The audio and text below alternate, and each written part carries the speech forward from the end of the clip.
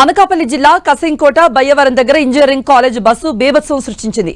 జాతీయ రహదారిపై వెళుతున్న వాహనాల్ని బస్సు ఢీకొట్టింది. 3 బైక్లు, ఒక కారు, ఒక వ్యాన్ను బస్సు ఢీకొట్టడంతో వాహనదారులు భయభ్రాంతులకు లోనయ్యారు. ఈ ప్రమాదంలో 10 మందికి పైగా గాయాలయ్యాయి. ఇద్దరి పరిస్థితి విషమంగా ఉంది.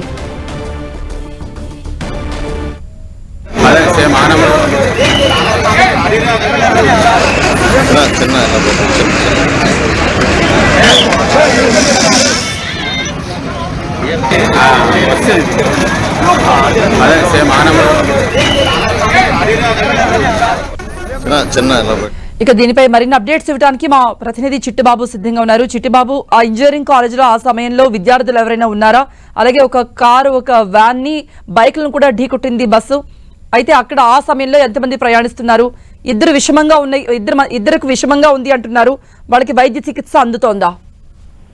ఎస్కృప అనకాపల్లి జిల్లాలో ఘోర రోడ్డు ప్రమాదం జరిగింది. ఇంజనీరింగ్ కాలేజ్ బస్సు బీభత్సానికి ఒక బాలుడు బలయ్యాడు. కసింకోట మండలం బయ్యవరం హెరిటేజ్ ఫాల్ ఫ్యాక్టరీ సమీపంలో జాతీయ రహదారి పక్కన ఉన్నటువంటి ఒక టిఫిన్ వాహనం పైకి ఈ కాలేజీ బస్సు దూసుకెళ్లింది. ఈ ప్రమాదంలో ముస్లిం కుటుంబానికి చెందినటువంటి గౌస్ అనేటువంటి 12 సంవత్సరాల బాలుడు మృతి చెందగా మరొక 10 మందికి తీవ్ర గాయాలయ్యాయి. అలాగే బస్సు బీభత్సం దాటికి టిఫిన్ వాహనంతో పాటుగా కారు, 4 బైకులు కూడా పూర్తిగా దెబ్బతిన్నాయి. ఇక సమాచారం అందుకున్నటువంటి వెంటనే పోలీసులు ఘటనా స్థలానికి చేరుకున్నారు. స్థితిగతుల్ని అనకాపల్లి 100 పడకల ఆసుపత్రికి తరలించారు. అయితే చనిపోయినటువంటి బాలుడు కుటుంబకులు పెందుర్తి నుంచి పిఠాపురం కారులో వెళ్తుండగా మార్గ మధ్యలో బయ్యవరం సమీపంలో టిఫిన్ చేసేందుకు ఆగారు. కాసేపట్లోనే అనుకుని ఈ ఘటన జరగడంతో ఎవరైతే ఉన్నారో యొక్క బాలుడు కుటుంబ సభ్యులు శోక సందర్లోకి మునిగిపోయారు. ముఖ్యంగా రంజాన్ మరుసటి రోజు కావడంతో ఈ రోడ్డు ప్రమాదం జరగడంతో ముక్తిని కుటుంబ సభ్యులు గుండెలు వెలిసేలా రోధిస్తున్నారు. స్థితిగతులు కొంతమంది ఎన్టీఆర్ ఆసుపత్రిలో చికిత్స పొందగా మరికొంతమంది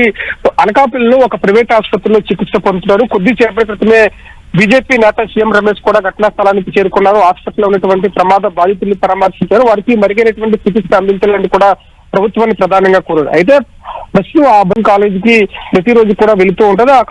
ఆ బస్సులో ఇంజనీరింగ్ విద్యార్థులు చాలా ఇంచుమించు 25 నుంచి 30 మంది ఇంజనీరింగ్ విద్యార్థులు ఉన్నారు. ఒక్కసారిగా ఏం జరిగిందో తెలియని లోపలనే ఈ ప్రమాదం జరిగిందంటూ కూడా ఇంజనీరింగ్ విద్యార్థులు చెప్తున్నారు. అయితే ఈ ప్రమాదం జరిగిన వెంటనే ఎవరైతే 12 సంవత్సరాల గౌస్ అనే బాలుడు ఉన్నాడో చక్రం కిందకి లోపలికి ఒకసారిగా వెళ్ళడం జరిగింది. ఒక్కసారిగా బస్సులో ఉన్నటువంటి విద్యార్థులు పెద్దగా కేకలు వేశారు. అయితే చుట్టుపక్కల వారు కూడా ఏం జరుగుతుందో తెలుసుకునే లోపలనే ఆ టిఫిన్ వాహనం పైకి ఏదైతే బండి ఉందో ఆ బండి పైకి బస్సు అనేది దూసుకెళ్ళింది.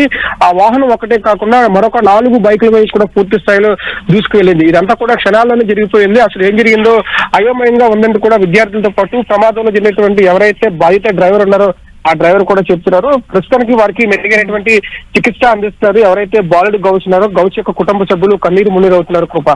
రైట్ చిట్టిబాబు.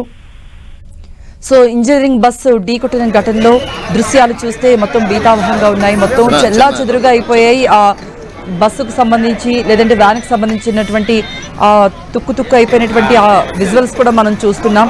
అయితే ఆ సమయంలో స్పాట్లో ఒక బాలుడు మృతి చెందినట్టుగా తెలుస్తోంది. ఇద్దరి పరిస్థితి అయితే విషమంగా ఉంది. వాళ్ళకి వైద్య సహాయం అందిస్తూ ఉన్నారు. ఇంజనీరింగ్ కాలేజ్ బస్సు ఒక్కసారిగా దూసుకురావడంతో 3 బైక్లను, ఒక కారును, ఒక వ్యాన్ను ఢీకొట్టింది ఆ బస్సు.